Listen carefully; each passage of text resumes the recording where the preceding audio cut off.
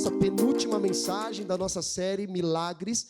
Hoje nós vamos falar sobre a fé que vence o medo. Repete comigo, a fé que vence o medo. Mais uma vez, a fé que vence o medo. Abre comigo lá em João, capítulo 6. Nós vamos ler a partir do versículo 16 até o 21. E essa mensagem, ela é baseada naquele milagre onde Jesus andou sobre as águas. Esta mesma mensagem de João, ela também aparece lá em Mateus capítulo 14, também aparece em Marcos. E nós vamos entender aqui o que o Espírito Santo quer comunicar para mim e para você de maneira prática. Não adianta a gente falar assim, nossa, que incrível, andou sobre as águas, maravilhoso, sobrenatural, se isso não tiver implicação na nossa jornada durante o dia. Ela tem que fazer sentido. Amém, irmãos? Vocês estão aqui comigo? João capítulo 6, verso 16. Abre lá comigo. Todos acharam? Diz assim: chegada a tarde, os seus discípulos desceram para o mar. Entraram num barco e começaram a atravessar o mar rumo a Cafarnaum. Já estava escuro e Jesus ainda não viera a encontrá-los. O mar agitava-se por causa de um forte vento que soprava. Tendo remado cerca de 25 ou 30 estádios, viram Jesus aproximar-se do barco andando sobre o mar. E ficaram atemorizados. Mateus diz que eles viram um fantasma e ficaram com medo. Ele, porém, lhe disse, sou eu, não temas. Então, eles de bom grado o receberam e imediatamente o barco chegou à praia para onde iam. Glória a Deus. Feche os teus olhos, coloca a mão no teu coração. Jesus, muito obrigado mais uma vez por esta noite. Nós damos liberdade ao teu Espírito Santo, Senhor, para falar em nossos corações.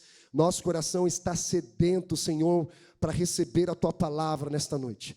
Nosso coração é como uma terra fértil, que vai produzir a 30, a 60 e a 100 por um. Uma terra fértil, Jesus, eu declaro sobre os corações que eles possam absorver a água do teu Espírito Santo, que será derramada, já está sendo derramada nesta noite. Obrigado, Jesus, libere mais sobre nós um espírito de revelação, de sabedoria da tua palavra, para que nós sejamos transformados de glória e em glória, e nos tornamos cada vez mais a tua imagem e semelhança de Jesus. E aquele que crê, diga amém. Glória a Deus. Então nós chegamos no quinto milagre, aqui descrito no livro de João, lembrando que João, ele coloca apenas 7 milagres de Jesus. Tanto é que no final do livro de João, ele diz que Jesus operou tantos milagres que seriam insuficientes os livros para conter a quantidade de milagres que ele havia feito. Mas João decide de forma intencional colocar apenas 7 milagres para declarar, ele é Deus. E ele coloca 7 declarações de Jesus dizendo, eu sou o pão do céu, eu sou a videira verdadeira, eu sou o bom pastor, eu sou a porta, eu sou a luz do mundo, eu sou o caminho, a verdade, a vida, para dizer, eu sou Deus. Porque Deus se revelou no Antigo Testamento como Iavé, eu sou o que sou, eu sou o Senhor. Amém? Vocês estão aqui comigo? Então Jesus está claramente explícito no livro de João, dizendo, ele é Deus, ele é perfeito. 7 representa a perfeição, dizendo, Jesus é perfeito. Amém, irmãos? Então Jesus aqui, ele andou sobre as águas, não para exibir ou impressionar os discípulos, mas antes de tudo, foi uma demonstração visível e poderosa da sua soberania sobre o mundo que ele mesmo criou. Nós vemos também aqui que Jesus, ele acalma a tempestade. Ele simplesmente acalma a tempestade, mostrando para nós que ele tem poder para acalmar não somente as tempestades do nosso coração, mas também as tempestades de ordens naturais. Eu já vi vários testemunhos de pessoas orando e pedindo para que um furacão, uma tempestade cessasse. Você joga lá no YouTube, você vê, você pode até duvidar, falar, não, eu só acredito vendo, tipo um Tomé, né? Só acredito se acontecer comigo, ou só se eu tocar e ver. Mas claramente a gente vê que Jesus tem poder para controlar até mesmo as questões naturais. E aqui mostra que ele conduziu o povo a um lugar de segurança, porque o caminho que eles estavam indo era o caminho de Cafarnaum. Só que no final do versículo 21 diz que eles receberam Jesus dentro do barco de bom grado e imediatamente o barco chegou à praia para onde eles iam. Então eles tinham um destino para chegar. Só que no meio de um destino, apareceu um obstáculo, uma dificuldade que de alguma forma estava impedindo eles de chegarem ao seu destino final. Assim é a nossa jornada. Eu costumo dizer que nós temos alguns capítulos em nossa vida. O primeiro capítulo é a nossa origem, de onde nós viemos. Nós não viemos do macaco, não viemos da ameba, não viemos da explosão do Big Bang, nós viemos de Deus, amém, irmãos? Nós viemos de Deus, façamos o homem conforme a nossa imagem e semelhança. Nós fomos criados primeiro como um ser espiritual.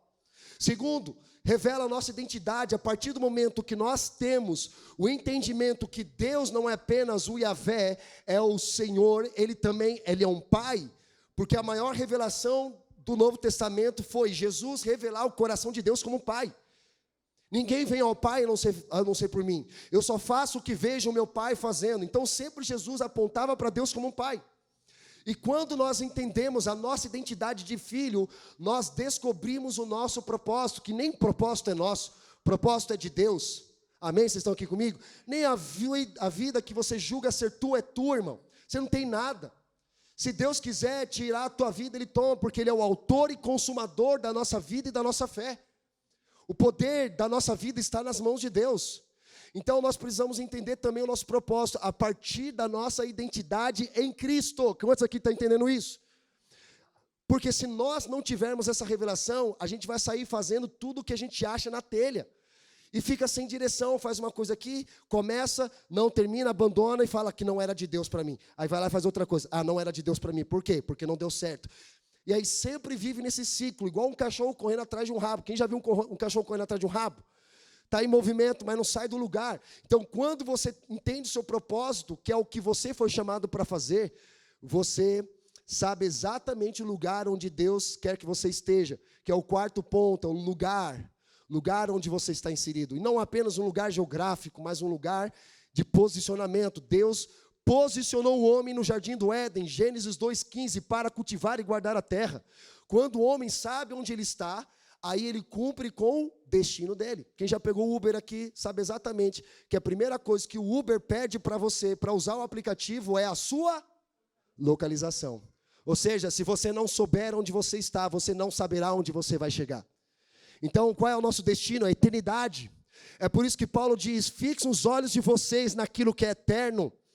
Nós não andamos por vista, nós andamos pela fé. Existe uma eternidade. Qual é essa eternidade? A Nova Jerusalém, que descerá dos céus, e nós pisaremos em ruas de ouro. Por que de ruas de ouro? Porque nós pisaremos, porque o ouro não terá nenhum valor. Enquanto nós estamos andando aqui na terra, brigando por dinheiro, pagar boleto, as preocupações, a ansiedade, Jesus fala assim, cara, na Nova Jerusalém vocês vão pisar em ouro. Porque a minha presença estará com vocês, que ela é muito mais valiosa do que qualquer prazer nesta vida. E eu não tenho que esperar ir para o céu. Sabe quando a gente cantava, eu vou morar no céu? Não, cara, a gente não vai morar no céu. A Bíblia nos ensina que nós vamos morar na Nova Jerusalém. O céu não é o nosso destino, o céu é a nossa origem. Quem está entendendo isso? Então a Nova Jerusalém virá e nós reinaremos os que foram salvos em Cristo Jesus. Os que não foram, já está um lugar preparado para essas pessoas. E nós podemos falar claramente, não é para colocar um medo no teu coração, pelo contrário, é para gerar um despertamento de temor com relação àquilo que nós estamos fazendo com a nossa vida. Existe um lugar preparado para os ímpios, que é o inferno, ranger de dentes, choro, sofrimento, ele buscará a morte fugirá dele. Mas aqueles que se arrependerem em Cristo Jesus, eles serão recompensados. Eles serão recompensados e reinarão com Jesus eternamente. Mas, irmãos, isso está uma visão, mas o que eu estou fazendo com a minha vida hoje? Então a minha visão com relação ao futuro vai impactar a minha missão no presente. É o que Jesus está querendo mostrar para nós aqui.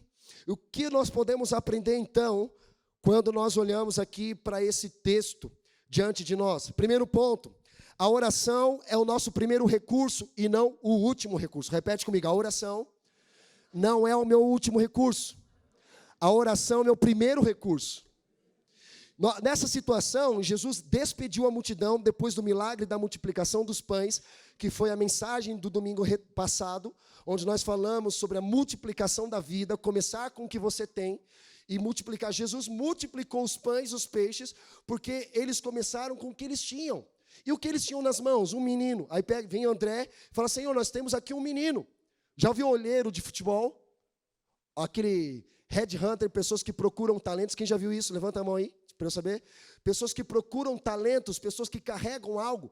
Então, André era o tipo de pessoa que Deus está procurando nesses dias. Alguém que conhece pessoas, que procure pessoas que saibam que tem o que oferecer para Deus. E André fala assim, eu tenho um menino aqui com 5 pães e 2 peixes. E aí Jesus pegou os 5 pães e 2 peixes, ergueu aos céus, deu graças e deu aos discípulos. Quem multiplicou? Jesus. Quem operou o milagre? Jesus. Quem foi que distribuiu o pão? Não foi Jesus, foram os discípulos. Jesus, ele faz o impossível, mas o possível somos nós que fazemos. Deus, ele é fiel para cumprir aquilo que ele prometeu, mas eu e você temos que assumir uma fé responsável e ativa para viver aquilo que Deus já tem feito nas regiões celestiais. Quantos aqui estão entendendo isso? Jesus faz o milagre, mas o natural somos nós que fazemos, irmão. Então aqui a oração, aqui diz, no outro texto de Mateus, paralelo a esse, vai dizer que Jesus se retirou para orar, em particular, depois da multiplicação dos pães. Por quê? Ele precisou se retirar. Porque logo depois que ele operou o milagre das multiplicação dos pães, tentaram fazê-lo rei. E Jesus entendia que não era o tempo dele, então ele se retira dizendo, eu preciso orar. Eu preciso me retirar. E deixa eu falar uma coisa, ele não se isolou para ficar isolado, eu quero viver uma fé solitária. Provérbios vai dizer, aquele que busca se isolar, busca a sua própria destruição. Nós não fomos criados para ficar sozinhos, andarmos sozinhos, ministério independente. Não, é para nós andarmos e nutrirmos uma fé coletiva, comunhão. Porque o corpo de Cristo só faz sentido quando nós estamos enxertados nele. Então Jesus se retirou para orar, para entender, Deus, o que o Senhor quer fazer. Só que, ao contrário da multiplicação dos pães, que foi um milagre operado na frente da multidão, Jesus estava andando sobre as águas diante apenas dos discípulos. Simplesmente para mostrar, eu sou Deus, confia em mim. Então ele não estava se exibindo, olha, que vontade de andar sobre as águas aqui, para mostrar para vocês que eu sou poderoso. Jesus é poderoso, ele não precisava andar sobre as águas para mostrar para os discípulos, mas era para testificar ainda mais a fé que estava meio bamba na jornada deles. Então Jesus, ele ora como primeiro recurso, não como último. Sabe qual é o nosso problema? Nós começamos algo, começamos a empreender, começamos a trabalhar, começamos a fazer filho, começamos a fazer família, nos relacionamos com pessoas e nem sequer paramos para orar. Deus, é da tua vontade? Deus, o Senhor abençoa isso? A gente começa, depois pede para Deus abençoar o que nós já começamos. Aí Deus fala assim, cara, se você não me chama para começar com você, não me chama depois. É igual o ministério, irmão. É igual o relacionamento. Você não pode começar algo sem antes orar a Deus. Quantas pessoas começaram um relacionamento sem direção de Deus? Sabe aquele jargão que a gente ouve? O que Deus uniu, o homem não separa. Quem já viu isso? A pergunta é, e devolvo, e o que Deus não uniu? E tem gente junta. E Deus falando assim, cara, quebra esse embaraço da tua vida, meu amigo. Isso aí que a gente fala, como é que chama? Me ajuda aí, gente. Laço. A gente vê nitidamente, a gente fala, aconselha, cara, não vai por aí, olha, eu estou vendo, não, mas eu estou apaixonado, né? Fica cego. A paixão na frente da razão, aí vem lá o ímpio chamado Mestre Miyagi, no Karate Kid, fala para Daniel San, Daniel, não coloque a paixão na frente da razão.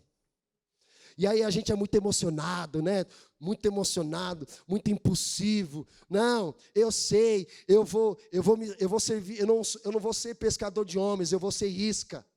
Eu vou evangelizar, pastor. Irmão do céu. Então comece com oração, é o nosso primeiro recurso, amém, irmãos? Glória a Deus. Você vai sair daqui com esse compromisso. Antes de você sair, fazer e tomar qualquer decisão, ore primeiro. E o primeiro sentimento que nós temos, e obviamente nós não nos movemos por sentimento, mas Deus traz um sinal que é paz. Não tem conflito, só tem certeza, não tem dúvidas, não tem incredulidade, tem convicção. Sabe, precisamos de homens e mulheres que têm convicção naquilo que Deus está apontando. Amém? Segundo princípio que nós aprendemos aqui, Jesus intervém sempre ao nosso favor. Olha só o desespero dos caras. Olha que doideira. Imagina a cena. Eles estão lá. Jesus sai para orar e eles vão à frente. E aí, de repente, lá no meio do mar, começa a vir uma tempestade. E do meio do nada aparece um homem andando sobre as águas. Você vai olhar. Espera aí. É um episódio do Walking Dead? O que é isso aqui? É algum episódio de algum filme de terror? O cara está andando sobre as águas. Qual é na tua cabeça, irmão? Você olha, você acharia o quê? Quando você era criança, você fala, mãe, eu vi um fantasma. Tem medo de dormir no sofá, tem medo de apagar a luz, ou você viu uma assombração. Quem já teve essas imagens na cabeça? Aquela apneia do sono, sabe a apneia do sono? Que você fica preso no sono, tenta acordar, aí você vê seu braço balançando, o seu corpo assim, e é sempre uma cena de perigo, não é verdade? Você fica desesperado, quero sair, não é verdade, Edson? Quero sair.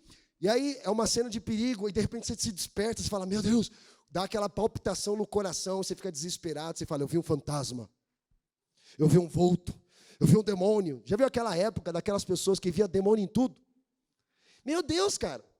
Os caras tinham conversa com demônio, escreveram um livro de demônio, viam demônio na comida, tirava a maldição do arroz, ia para o McDonald's, orava, Deus repreendo toda... O cara vivia parecendo um caça-fantasma. O cara vivia toda hora repreendendo demônio, só falava o nome de demônio, mas não falava o nome do Espírito Santo. Quem já viveu essa época aí? Meu Deus, eu peguei ali um pedacinho, eu falei, mas esse pessoal é doido, só vê demônio. Os caras não vê Deus não, os caras não vê o Espírito Santo. Os caras não falam do Espírito Santo, quer fazer entrevista com o demônio, livro do demônio, dá crédito para o demônio não, irmão. A gente sabe que ele está ao nosso derredor, certo? Amém? Ele está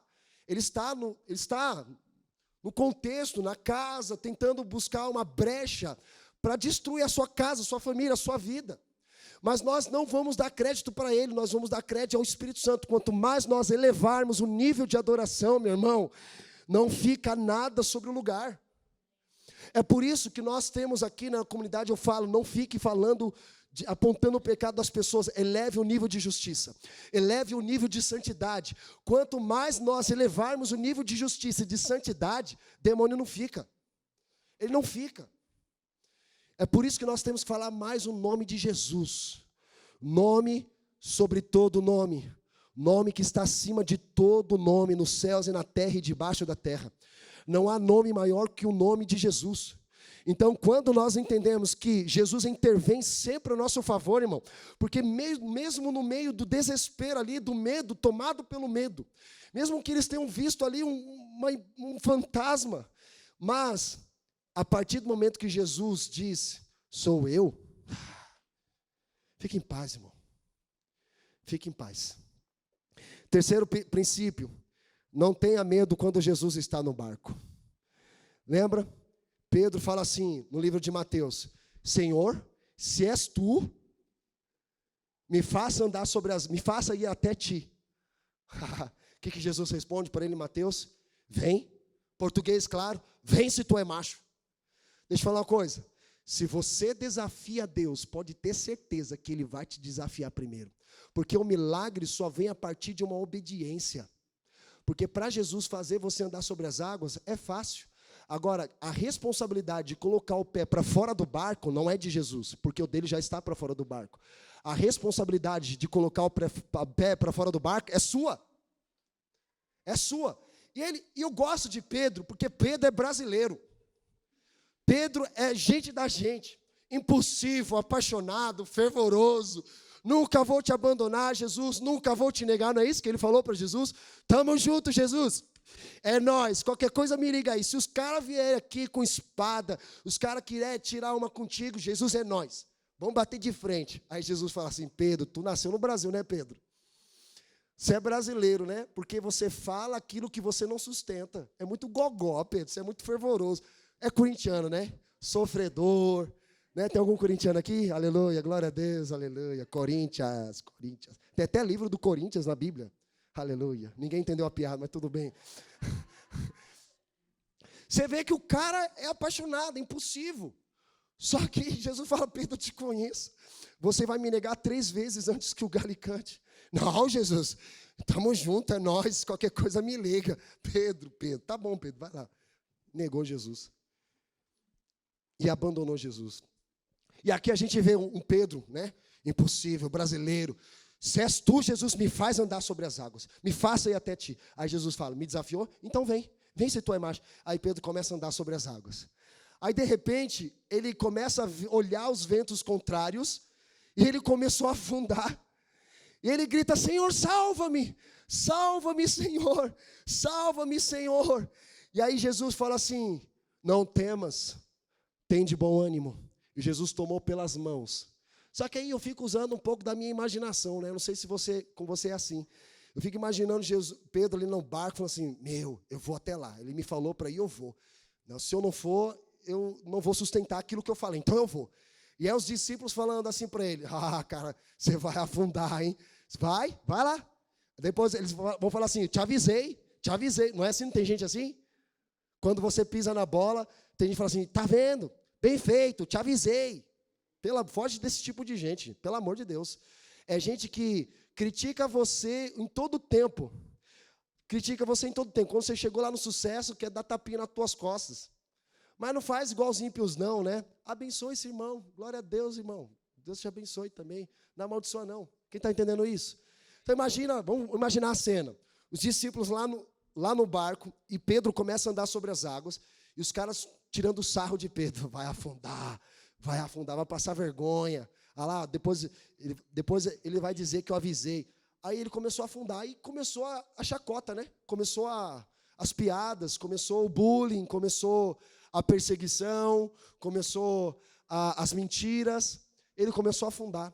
Só que quem estava ali para socorrer ele? Quem? Jesus, meu amigo.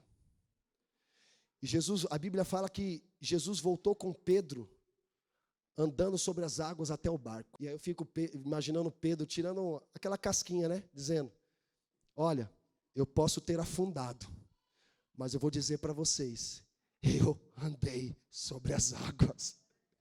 Ele teve um testemunho, irmão. Você está entendendo aqui, irmão?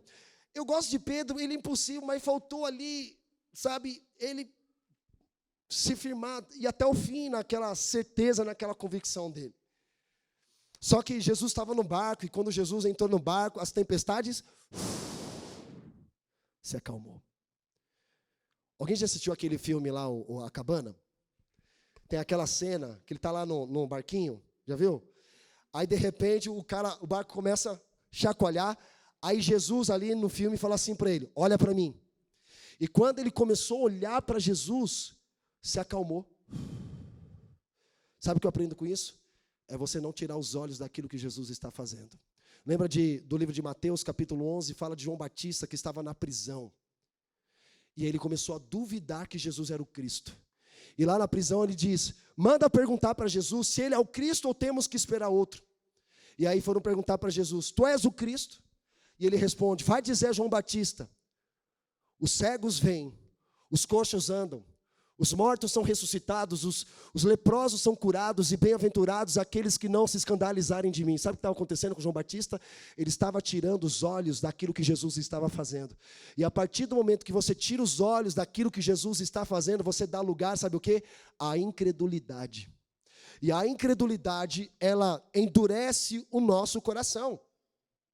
Então, o mesmo Deus que andou sobre as águas é o mesmo Deus que abriu o Mar Vermelho. O mesmo Deus que abriu o Rio Jordão. Então, aquele Mar Vermelho, que às vezes você fica pensando assim, nossa, o Mar Vermelho, o que é o Mar Vermelho? É um obstáculo.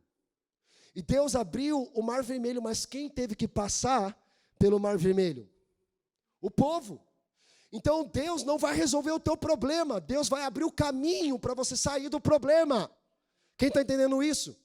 Porque às vezes a gente fica assim, Senhor, faz um milagre em mim. Não é? Canta a música do Regis Danese, chora, se ajoelha, faz voto, vai lá na igreja, traz a foto, quer comprar um tijolinho para ser abençoado, quer fazer uma campanha. Para com isso. Isso é mandinga gospel. Isso é feitiçaria. O que é correto, meu irmão, é você entender. Ora, coloca o problema diante do Senhor. Deus, eu estou com essa causa, estou com esse problema financeiro, problema no relacionamento, problema na família, problema no trabalho, eu não sei para onde ir, estou sem saída. Coloca diante do Senhor, que é Deus quem vai abrir o caminho. Mas Deus não vai resolver o seu problema. Deus vai abrir o caminho para você passar pelo problema. Quem está entendendo isso? Exatamente isso que Jesus está nos ensinando aqui. É o que Ele está nos ensinando. O quarto ponto que nós aprendemos aqui, você pode até ter dúvidas, só não pode duvidar. Versículo 20 vai dizer, Ele, porém, lhe disse, sou eu, não temas. Então eles de bom grado receberam imediatamente, o barco chegou à praia para onde iam. Talvez você está aí se perguntando, pastor, não entendi, você pode até ter dúvidas, só não pode duvidar? Sim, a gente tem dúvidas sobre várias coisas. Temos dúvidas sobre Bíblia, temos dúvidas sobre a fé, temos dúvida de um conhecimento técnico. E quando nós temos dúvida, o que nós precisamos fazer? Perguntas. Pastor, eu tenho dúvida disso. Você vai para o teu chefe, tenho dúvida disso. Olha, me ajuda com isso. Então não é pecado você ter dúvidas. O pecado é você duvidar. João Batista, ele não tinha dúvidas com relação a Jesus. Ele estava duvidando de fato que Jesus era o Cristo. Mateus 11. Sabe por que ele começou a duvidar de Jesus? Porque ele estava onde? Na prisão. Então, automaticamente, ele lembrou de Isaías 61, o Espírito do Senhor Deus me ungiu para restaurar o coração daqueles que estão tristes, para trazer liberdade aos presos. Eu sei, Jesus está curando os enfermos, os cegos estão vendo, os coxos estão andando, os mortos estão sendo ressuscitados. Eu estou na prisão. Não faz sentido. Então, se eu estou na prisão, ele veio para me libertar. E aí, Jesus? Beleza. Você está fazendo milagres aí para todo mundo. E eu? Sabe o que acontece, irmão? A gente pega uma mochila cheia de experiências ruins e traumáticas que nós tivemos em nossa jornada, colocamos nas costas e julgamos e falamos, Deus não está fazendo nada por mim. Eu sei que Ele está fazendo por outro. O outro lá, o cego está vendo. Lá o surdo ouvindo, o coxo está andando. Você não se alegra com aquilo que Deus está fazendo no outro, porque você está olhando para você mesmo. Isso é egocentríssimo. Isso é autossuficiência. E aí, Deus, vai fazer para mim ou não vai? Parece que é uma moeda de troca. Quem está entendendo isso? E aí o que Jesus responde? Vai dizer a João Batista, os cegos estão vendo, os surdos estão ouvindo, os coxos estão andando, e os mortos estão sendo ressuscitados. E bem-aventurados aqueles que não se escandalizarem de mim.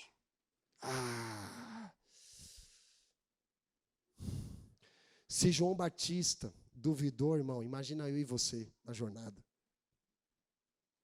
Quantas crises de dúvida eu já tive. Misericórdia.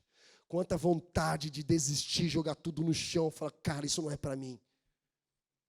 Sabe, a posição que eu estou hoje, ela é desconfortável, porque eu tenho uma profissão, eu fiz faculdade, eu tenho filhos para sustentar. E aí, a gente se depara com uma situação, muitas vezes, as coisas não estão acontecendo como eu gostaria que acontecesse. E aí começa a vir as crises de dúvidas. Aí eu falo, será que eu vi de Deus mesmo? Quem já passou por isso? Será que eu vi de Deus mesmo? Será que foi coisa da minha cabeça? Cara, que eu vou fazer o que eu estava fazendo, estava ganhando dinheiro. Estou fazendo isso, não está dando nada certo. Não é só porque não está dando certo, não significa que é de Deus. É de Deus. Porque aquele que te salvou é aquele que te sustenta. Aquele que começou a boa obra é fiel para terminar. É fiel para terminar. Então não é o fim. Se você está aqui desanimado, frustrado, querendo desistir tudo, Deus está dizendo para você, não é o fim, eu não terminei aquilo que eu comecei na tua vida. Não permita com que a dúvida te leve a um lugar de incredulidade, que é o quinto ponto e último que nós vamos abordar aqui. A única coisa que pode te fazer afundar é a sua incredulidade. O que estava fazendo Pedro afundar, ali não era a fé inicial que ele teve uma fé inicial que levou ele a andar sobre o sobrenatural. Só que a incredulidade que ele permitiu com que entrasse em seu coração estava afundando ele. E talvez o que está te afundando hoje, irmão, não só a incredulidade, são falsas crenças que você tem cultivado, as frustrações que você tem adquirido, as experiências ruins que você julgou, dizendo que Deus não cuidou de você, que Deus não se importa com você, que Deus não se importa com a tua ansiedade, que Deus não se importa com a tua depressão, que Deus não se importa com os seus problemas psicológicos, financeiros, familiares, de filhos, ministeriais, de trabalho. Deus se importa. Mas você não pode permitir com que essas coisas afundem você num lamaçal de incredulidade. Não é pelo fato que Deus não esteja fazendo para você, que significa que Ele te abandonou, que Ele não está se importando com você e que Ele te ama. Isso aqui é uma chave importante para nós. Pedro estava afundando porque ele permitiu com que a incredulidade viesse sobre ele. Mas a gente pode pegar outros pontos. Cara, talvez um relacionamento está te afundando. Um dinheiro na tua mão está te afundando porque você não tem maturidade para lidar com esses recursos. O teu pecado está te afundando. De imoralidade, de mentira, de roubo, de adultério, de preguiça, falta de ânimo. Isso todo mundo nós temos, irmão. Mas a gente não pode tornar isso como algo normal na nossa vida. Você não pode simplesmente aceitar isso. Ah, tudo bem, eu estou com frieza espiritual, tudo bem. Eu estou com incredulidade, tudo bem. Estou com o coração endurecido, faz parte, pastor. Todo mundo passa por isso. E você abraçar isso. Isso não te pertence. Jesus morreu na cruz por você, não para você ficar empurrando a sua vida com a barriga. Ele morreu na cruz para te dar uma nova vida, e vida eterna. Esse lugar, irmão, Ele te deu uma vida eterna para te fazer prosperar. Lembra de Jeremias? Eu não vos dei pensamentos de morte, eu te dei pensamentos de paz, uma esperança e um futuro para te prosperar em todos os teus caminhos. Então nós precisamos nos agarrar naquilo que Jesus já fez por nós.